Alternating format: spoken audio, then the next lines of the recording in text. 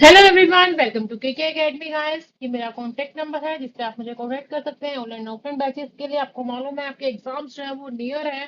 दिसंबर 1 दिसंबर से जो है आपके एग्जाम्स हैं एंड पॉसिबिलिटी है कि आपके जो डेट शीट है वो चेंज ना भी हो। तो गाइस, अपनी जो स्टडी है वो कंटिन्यू कीजिए। तो आपकी जो साइकोलॉजी है क्लास, उसको हम आज स्टार्ट कर रहे हैं। तो गाइस, हमने लास्ट जो है मॉडल पढ़ा था, उसी के ही नेक्स्ट जो मॉडल है दैट इज फ्रीट मॉडल ऑफ इमोशनल इंटेलिजेंसी का मॉडल है ये। फ्रीट इमोशनल इंटेलिजेंसी जो है वो दिया गया है फ्राइड इन 2001 में दिया गया है एंड डिस्क्राइब किया गया है कि हम कैसे हम चीजों को क्या कर सकते हैं, एज्यूम कर सकते हैं। परसेप्शन जो है वो आपको बताता है कि आपका जो बिहेवियर है इमोशनली, आप कैसे क्या कर रहे हो, किसी भी चीज से अटैच हो रहे हो, कैसे चीजों को समझ रहे हो, कैसे चीजों को मैनेज कर रहे हो और अपने इमोशंस को यूटिलाइज कर रहे हो, ताकि हम क्या कर सके, कनेक्ट कर सके एक चीज से दूसरी चीज से। तो काफी बार जो हमारे पास ना कुछ ऐसे कंसेप्ट आ जाते हैं, मॉडल्स आ जाते हैं, सेल्फ रिपोर्ट्स आ जाती हैं या अदर रिपोर्ट्स आ जाती हैं इमोशनल इंटेलिजेंसी की, जो हमें क्या करती है गाइस, हमें हेल्प करती है ताकि हम ट्रेड इमोशनल इंटेलिजेंसी को क्या कर सके, जान सके, यानी कि साइंटिफिकली हम क्या कर सके, चीजों को प्रूव कर सके। तो ये डिपेंड करता है हमारे इंटरेस्ट के ऊपर, हमारे रिजल्ट्स के ऊपर, कि हम किस तरीके से अपने रिसर्च को क्या कर रहे हैं, कंटिन्यू कर रहे हैं। तो अब हमारा जो प्रेजेंट रिसर्च है, टॉपिक है, इसमें एग्जांपल दिया गया है। प्रेजेंट रिसर्च जो है हमारी टॉपिक है, consist of 28 accepted articles on various aspects of trait emotional intelligence। यानी कि ये हमें क्या करती है, हमें बताती है कि हम कैसे चीजों को कोलैबोरेशन करके 97 ऑथर्स के साथ हर एक पेपर, हर एक रिलीजियस और हर एक साइंटिफिक मेथड को हम क्या कर सकते हैं, यूज कर सकते हैं, ताकि हम एम्पेरिकल थ्योरेटिकल रिसर्च के थ्रू चीजों को जान सके कि वैलिडिटी क्या है इमोशनल इंटेलिजेंस की। अगर हमें एडवांस लेवल पे चीजों को देखना है तो हमें क्या करना होगा गाइस, लाइफ स्पैन देखना होगा, यानी कि जो हमारी लाइफ की जो जर्नी है वो कैसी रही है, हम अपने आर्टिकल में कैसे अपने सब्जेक्ट को क्या करेंगे, एक्सप्लोर करेंगे, एक्सपर्ट्स करेंगे, हमें हेल्प करेंगे, ताकि हम एक personality psychology, neuro science, clinical psychology, developmental psychology, emotional psychology and education को हम क्या कर सके, प्रमोट कर सके, हम आने वाली जनरेशन को क्या कर सके, बता सके हम साइंटिफिकली चीजों को कैसे प्रूव कर सकते हैं। तो कुछ करेक्टरिस्टिक्स है। तो क्या करेक्टर्स है यहाँ पे, थ्री मैंने इसमें करेक्टरिस्टिक्स बनाया है। First one is that is emotional self perception. ऐसे मॉडल्स हैं जो कि हम बताते हैं कि हम इंडिविजुअल बेसिस पे हमारी इमोशंस जो स्किल्स हैं उसको हम कैसे इनहेंस कर सकते हैं। तो ये आपकी पर्सनालिटी के ऊपर डिपेंड कर रहा है, आपके सेल्फ परसेप्शन के ऊपर निर्भर कर रहा है कि आप कितना जो है चीजों को एज्यूम कर सकते हो, कैसे लोगों को इन्फ्लुएंस कर सकते हो इमोशनली, ताकि वो क्या हो सके, इंट्रैक्शन जो है वो हो सके एक दूसरे के बीच में। Next point is that is dynamic nature. अगर हमारा जो नेचर है, हमें इमोशनल इंटेलिजेंसी क्या कर रही है, हमें हेल्प कर रही है कि हमें कैसे जो है चीजों को कंस्ट्रक्ट करना है, कैसे हमें क्या करना है, आगे डेवलप करना है, या कैसे हमें चेंजेस लेकर आने हैं।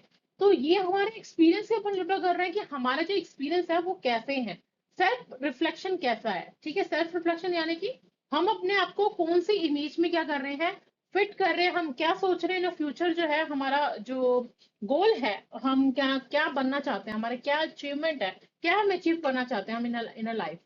तो ये हमें क्या करें, इंडिविजुअल बेसिस पे हमें इंप्रूव करने के लिए बता रहा है कि हमारी जो इमोशनल इंटेलिजेंसी जो है वो हमें क्या कर रही है, पर्सनली ग्रोथ को क्या कर रही है, आगे बढ़ा रही है। First point, next point is that is subjective experience. अगर ये मॉडल हमें अपने सब्जेक्टिव एक्सपीरियंस में हेल्प करता है तो इमोशनल इंटेलिजेंसी क्या है, वो हमारे इनहेरेंटली पर्सनल है, आपके सब्जेक्टिव के ऊपर निर्भर कर रहा है, आपके चैलेंजेस के ऊपर निर्भर कर रहा है कि किस तरह के चैलेंजेस जो है वो आपके सामने आ रहे हैं इमोशनली इंटेलिजेंसी पे। लेकिन काफी बार ट्रेडिशनली कॉग्निटिव एबिलिटी टेस्ट क्या कर रहा है, आपको हेल्प कर रहा है कि आप चीजों को क्या कर सको, मेजर कर सको। Next, traits of emotional intelligence. जब भी हम ट्रेट्स इन इमोशनल इंटेलिजेंसी की बात कर रहे हैं तो इसमें काफी ज्यादा जो है कुछ पॉइंट्स हैं जो कि बहुत ज्यादा इंपॉर्टेंट रोल प्ले करती हैं, कि हम उसको कैसे समझ सकते हैं, कैसे हम चीजों को एनालाइज करेंगे, कैसे हम एक्सप्रेस करेंगे, इस मॉडल के थ्रू हम चीजों को कैसे मेजर कर सकते हैं। तो वो पॉइंट्स जो है 6 मैंने यहाँ पे वो सिचुएशंस जो है वो उसमें क्या करेंगे, आपको बताएंगे। तो फर्स्ट पॉइंट है guys that is emotional self awareness.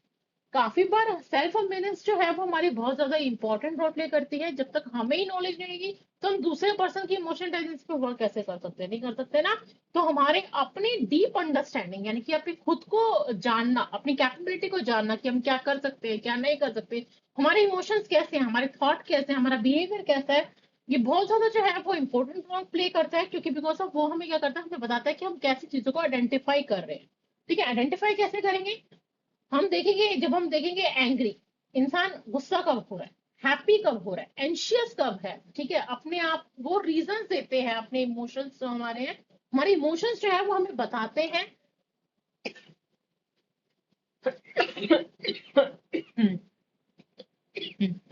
Sorry, हमारे इमोशंस जो है वो हमें बताते हैं कि हम किस तरीके से अपने आप को जो है वो जान सकते हैं, यानी हमारा बिहेवियर कैसा है, हमारे थॉट्स कैसे हैं, हम किस तरीके से इमोशनली जो है वो इन्फ्लुएंस हो सकते हैं।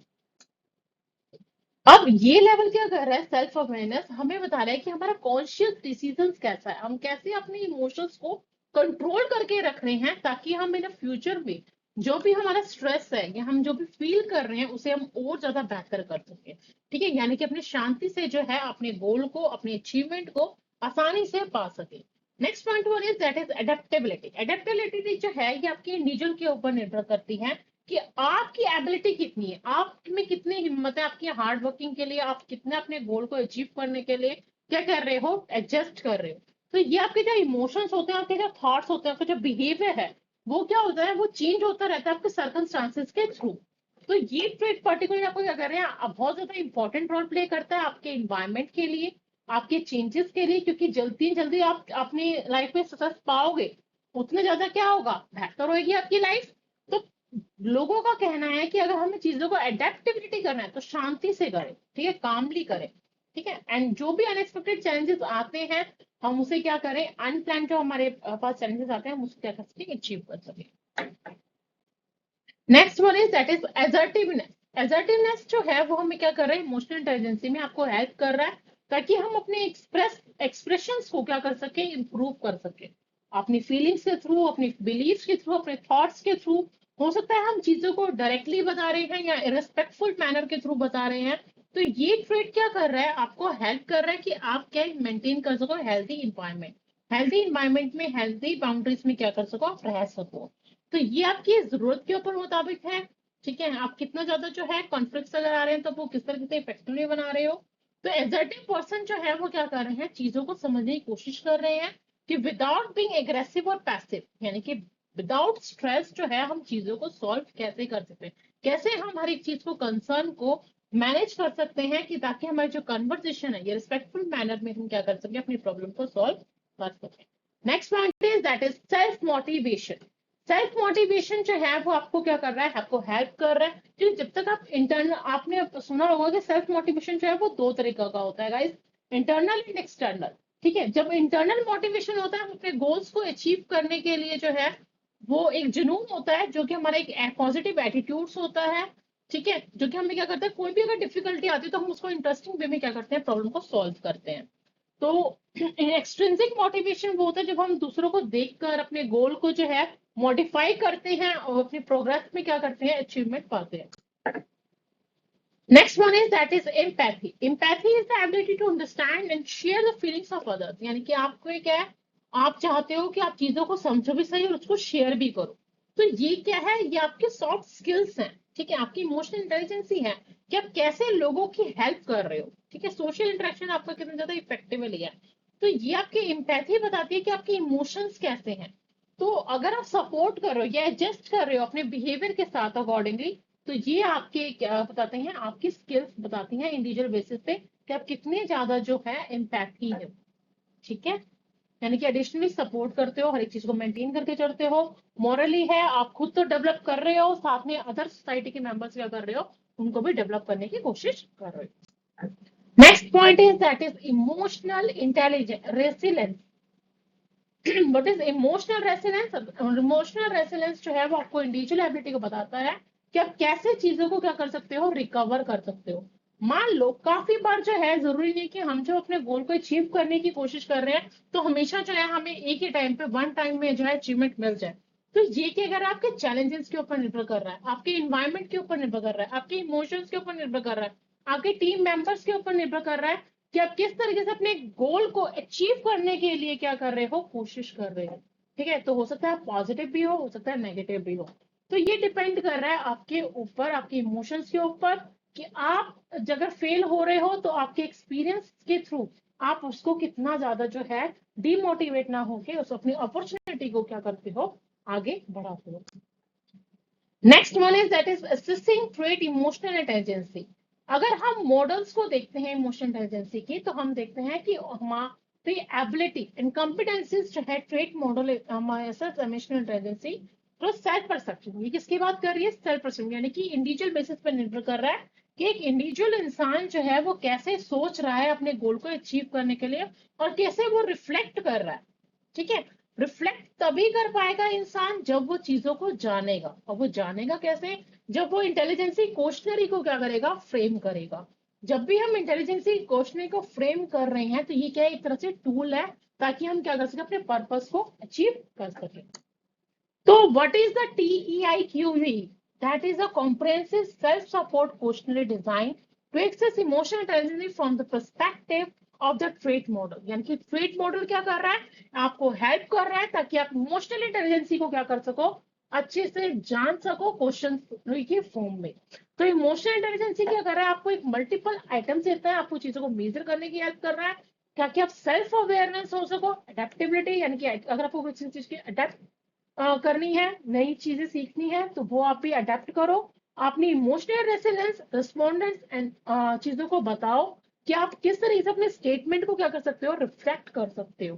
तो रिफ्लेक्ट तभी होगा जब आपके पास दो ऑप्शंस होंगे, यानी कि आपको मालूम होगा कहाँ पे आपको एग्री करना है, कहाँ पे आपको डिसएग्री करना है।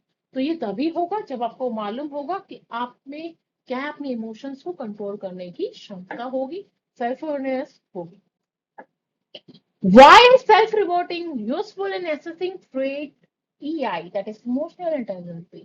अब क्यों है सेल्फ रिपोर्ट, क्यों हमें खुद को जानने की सबसे ज्यादा जरूरत है, क्योंकि बिकॉज ऑफ अवर नेचर। और ट्रेट मॉडल क्या कर रहा है, वो हमारे खुद को ही बता रहा है कि हम किस तरीके से अपने परसेप्शन के थ्रू अपने इमोशंस को क्या कर रहे हैं, जज कर रहे हैं।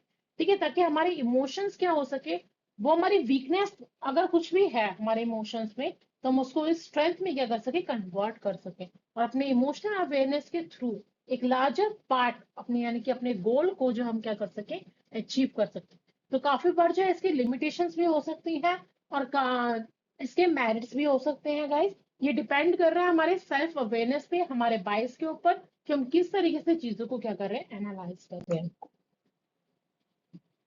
Same that is holistic culture, सभी का कल्चर अलग अलग है, होलिस्टिक पिक्चर्स है, इंडिविजुअल इमोशनल इंटेलिजेंसी है, आपकी ऑब्जर्वेशन के ऊपर निर्भर करता है, आपके रिव्यू के ऊपर निर्भर कर रहा है, आपके असेसमेंट के ऊपर निर्भर कर रहा है कि आप किस तरीके से एडिशनल चीजों को क्या कर रहे हो, मॉडिफाई कर रहे हो, यानी कि स्टडी कर रहे हो time to time. Next point is, and the last point is that is application. जब भी हम चीजों को अप्लाई कर रहे हैं, ठीक है, यानी कि हम प्रैक्टिकल वे में लेकर आ रहे हैं, तो ऐसी कौन सी ऐसे फील्ड है जो कि हमें क्या करेगी, हेल्प करेंगे। तो वो फील्ड है that is clinical psychology, education and organisational behaviour. अगर हमें अपनी इमोशनल इंटेलिजेंस को ना अंडरस्टैंड करना है, तो हमें सबसे पहले जानना होगा कि हम कैसे अपने आप को पर्सनल डेवलपमेंट जो है वो कर सकते हैं, इंप्रूव कर सकते हैं। ठीक है, वो पर्सनल डेवलपमेंट जो है वो कैसे होगा, जब हम क्या करेंगे, वर्क प्लेस पे डायनामिक करेंगे, ठीक है, इनहेंस करेंगे अपने स्किल्स को, अपने रिलेशनशिप को। ठीक है, तो ये अगर हम सोशली, मॉरली, एथिकली अगर हम क्या करेंगे, अपने आप को इम्प्रूव करेंगे, तो हम ट्रेट मॉडल में इमोशनल इंटेलिजेंस को बहुत ही बेहतरीन जान पाएंगे। So thank you so much for watching my video, that's it for today.